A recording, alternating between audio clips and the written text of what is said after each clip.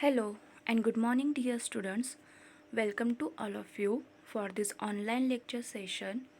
I am Miss Sonam Pawar, and today we have continued our subject of impression management. In today's lecture, we have discussed the how to manage impression. Okay?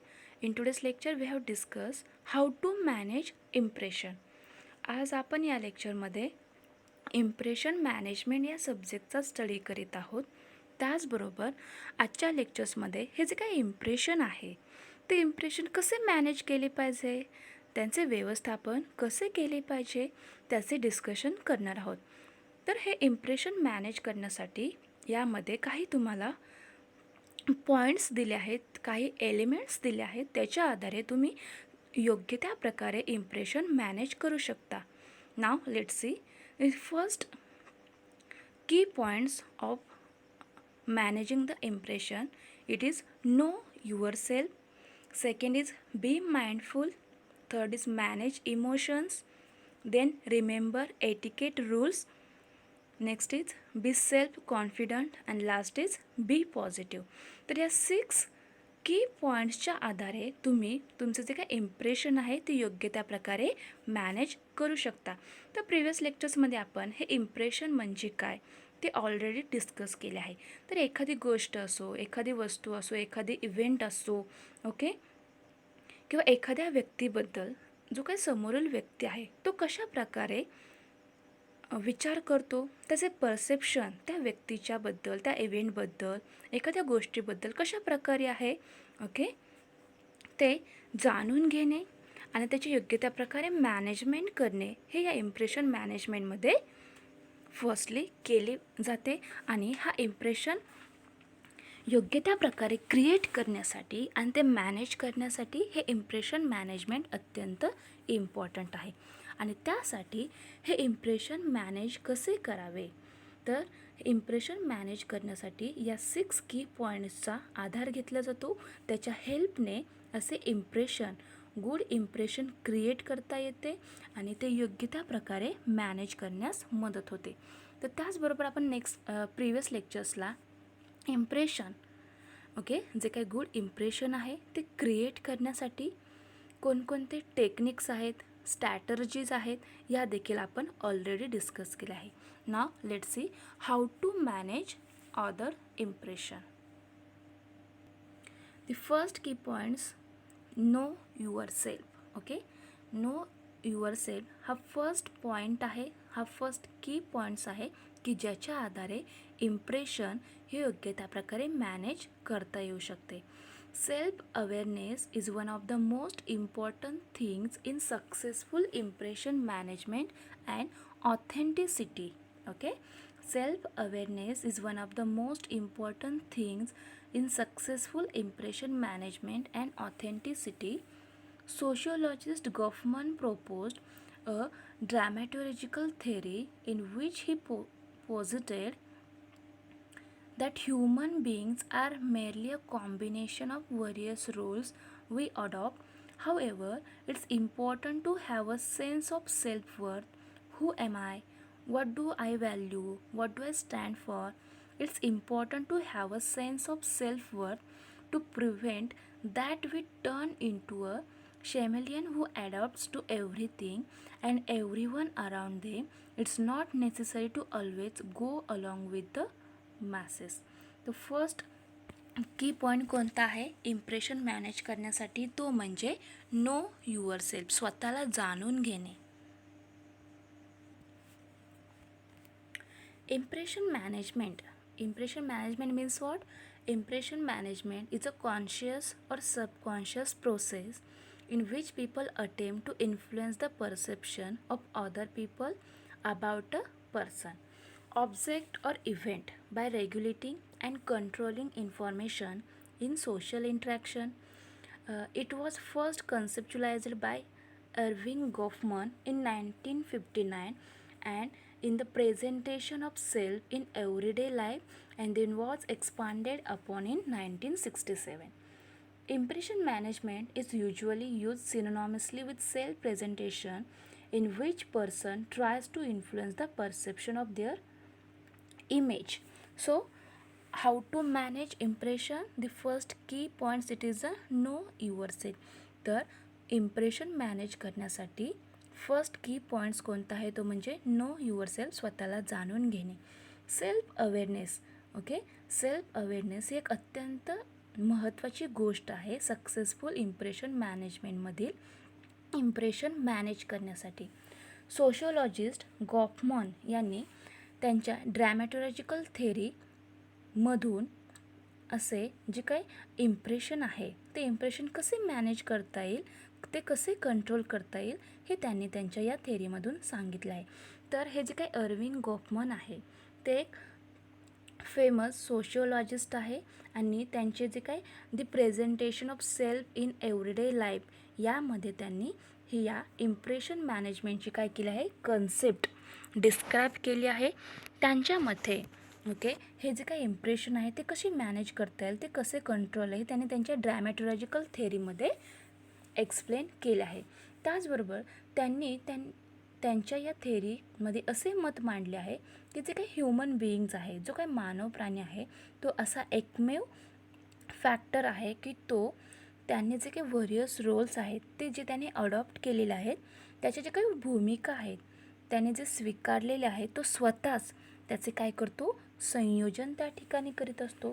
त्याचप्रमाणे sense of self worth म्हणजे स्वतःची किंमत असणे हे खूप important आहे. Okay, प्रत्येक व्यक्तीला स्वतःची व्हॅल्यू हे असलेच पाहिजे.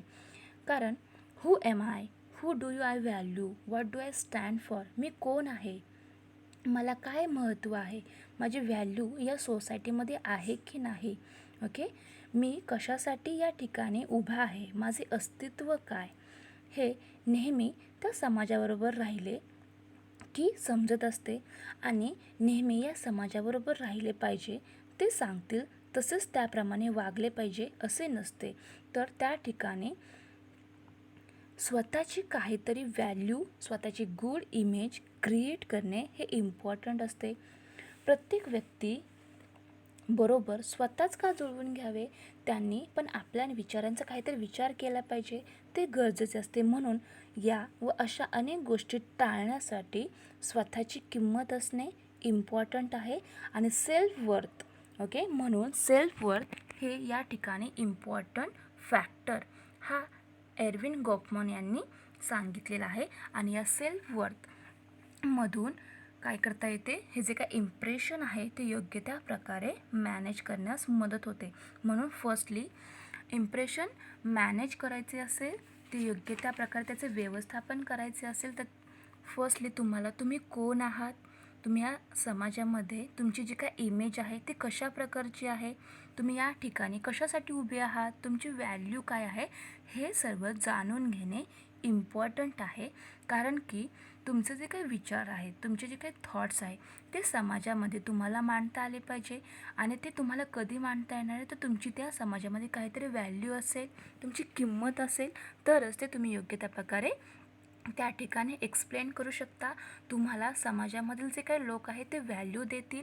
म्हणून स्वतःला जाणून घेणे आणि स्वतःची, आपण ज्या समाजामध्ये राहतो, ज्या सोसायटीमध्ये राहतो त्या ठिकाणी गुड व्हॅल्यू, ओके, चांगली व्हॅल्यू तयार करणे आणि त्यामधून योग्य त्या प्रकारे इम्प्रेशन मॅनेज करण्यास याची मदत होत असते. म्हणून जे काही इतर लोक आहेत ते आपल्याबद्दलचे त्यांचं जे काही परसेप्शन आहे ते कंट्रोल करण्यासाठी या सेल्फ अवेअरनेस म्हणजे स्वतः जागरूक राहणे हे महत्त्वाचे असते. आणि इम्प्रेशन मॅनेजमेंटमधील इम्प्रेशन कंट्रोल व मॅनेज करण्यासाठी या फॅक्टरचा, ओके, या इम्पॉर्टंट थिंगचा त्या ठिकाणी मदत होत असते.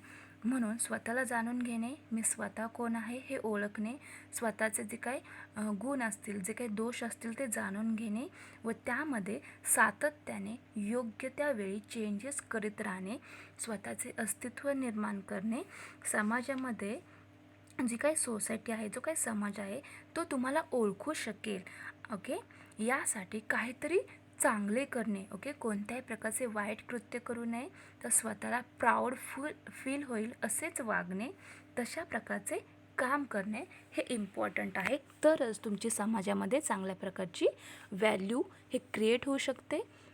ओके, तुमची व्हॅल्यू इन्क्रीज होऊ शकते, तुमची गुड इमेज त्या ठिकाणी क्रिएट होणार.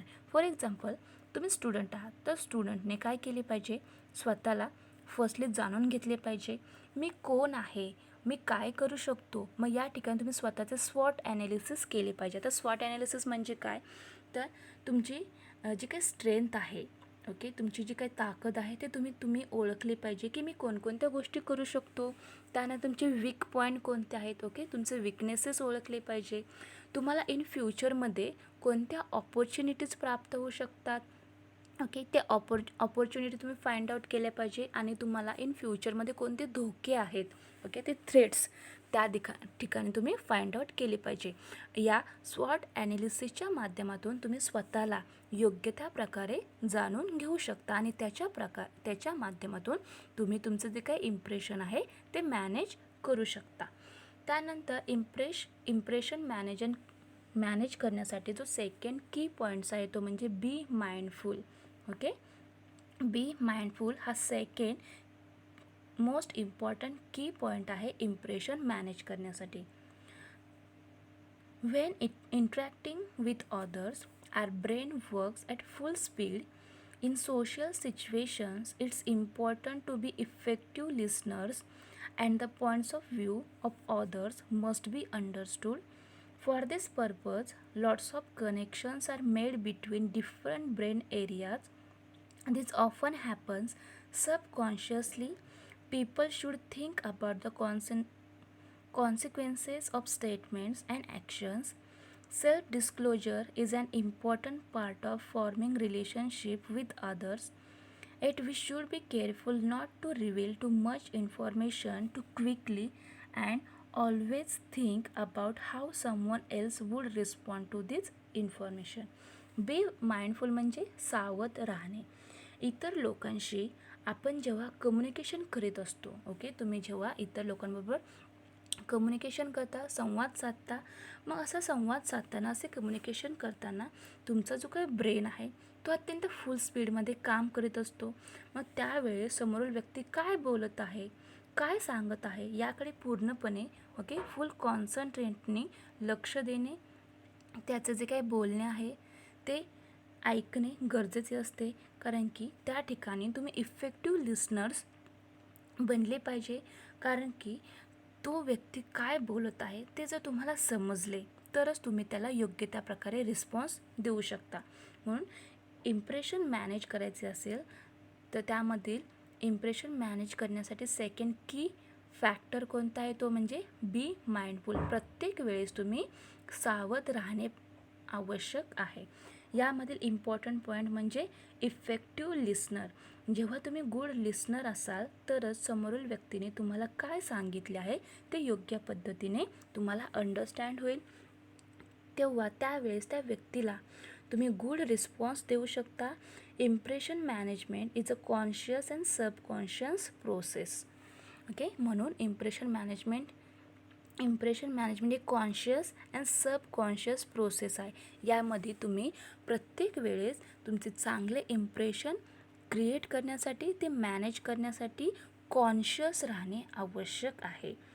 म्हणूनच अदर पीपल्सबरोबर कम्युनिकेशन करताना, एखादे काम करताना ते जे काही करत आहेत, ते जे बोलत आहेत, ओके, ते तुम्हाला समजले पाहिजे.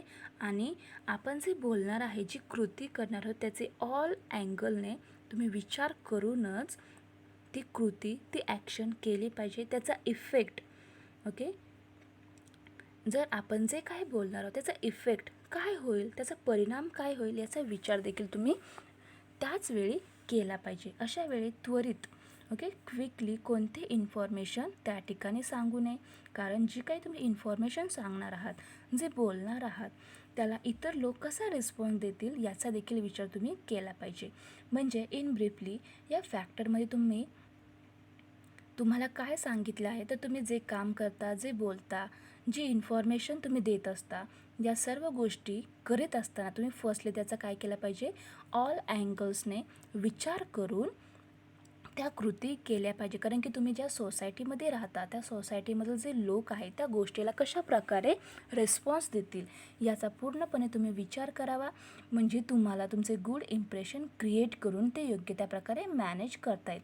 तुम्ही प्रत्येक बाबतीत बोलताना कृती करताना सावध राहावे या ठिकाणी असे तुम्हाला सांगितले आहे. आणि तुम्ही ज्या वेळेत प्रत्येक गोष्टीबद्दल सावध असता, जागरूक असता, त्यावेळेस तुम्ही तुमचे इम्प्रेशन योग्य त्या प्रकारे मॅनेज करू शकता.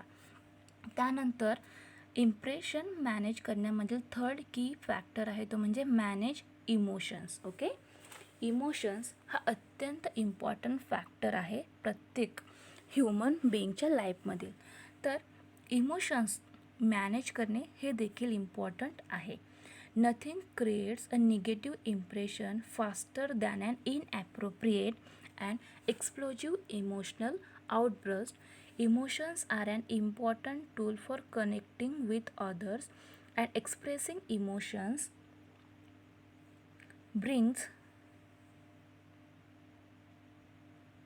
balance to the human brain, but emotion must be regulated and moderated. Negative emotions such as anger, irritations, or even disgust must always be carefully and strategically displayed. For leaders in big organizations, for instance, it's crucial to maintain emotional caution but subtly let others know that they are pleased or displeased. तर manage emotions, तुमचं जे काही emotions आहे, तुमचे जे काही feelings आहे ते कंट्रोल करून तुम्ही तुमचे इम्प्रेशन योग्य त्या प्रकारे मॅनेज करू शकता. आता emotions means what? Emotions is a subjective state of mind. Emotions can be reactions to internal stimuli such as thoughts or memories or events that occur in our environment. Emotions are not the same thing as moods. A mood is a state of mind that predisposes us to react a certain way. Emotions हा इतर लोकांशी जोडण्याचा, त्यांच्याशी connect होण्याचा अत्यंत important factor आहे. हा असा फॅक्टर किंवा एलिमेंट आहे ज्याचा अदर पीपलशी सहज कनेक्ट होता येते. परंतु कनेक्ट होताना स्वतःचे जे काही इमोशन्स आहेत, ज्या फिलिंग्स आहेत ते कंट्रोल करता येणे खूप इम्पॉर्टंट आहे. जेव्हा तुम्ही अदर पर्सनसमोर एक्सप्रेस होता, ओके, त्याचा योग्य तो बॅलन्स ठेवणे तुम्हाला जमले पाहिजे. इमोशन्स हे अनेक आहेत. मग या all emotions carefully and strategically display करता आले पाहिजे. ओके, जेव्हा तुम्ही तुमचे इमोशन्स योग्य त्या प्रकारे स्ट्रॅटर्जीचा वापर करून केअरफुली पद्धतीने डिस्प्ले करता त्यावेळेस तुमचे गुड इम्प्रेशन त्या ठिकाणी क्रिएट होऊ शकते. मग त्याची टॅक्स तुमच्याकडे असायला हवीच, कारण यामधून तुम्ही कसे आहात त्याचे इम्प्रेशन, त्याचे छाप अदर पर्सनच्या माइंडमध्ये सेट होत असते.